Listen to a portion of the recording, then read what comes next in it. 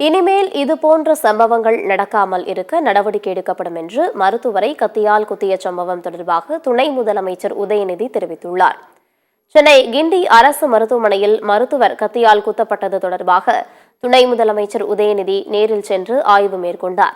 சிகிச்சை பெற்று வரும் மருத்துவரை பாலாஜியை நேரில் சந்தித்து அவர் நலம் விசாரித்தார். பின்னர் செய்தியாளர்களை சந்தித்த உதயநிதி இது ஒரு தவிர்க்க முடியாத சம்பவம் என்று குறிப்பிட்டுள்ளார்.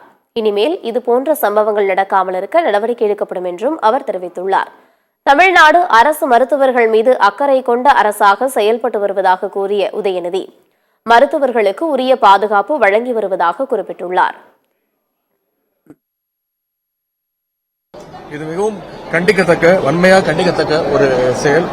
இந்த செயலில் ஈடுபட்ட அந்த இளைஞர் மீது கடுமையான சட்ட நடவடிக்கை எடுக்கப்படும். விக்னேஷ் அவர்களே தொடர்ந்து 6 மாசமா இந்த மருத்துவமனைக்கு அவங்களுடைய தாயாரை கூட்டிட்டு வந்திருக்கிறார். அதனால அவர் மேல எந்த விதமான ஒரு சந்தேகமோ அவர் அந்த மருத்துவருக்கும் கூட ஒரு டவுட்டோ வரல, எதுவும் அச்சமோ எதுவும் இல்லை.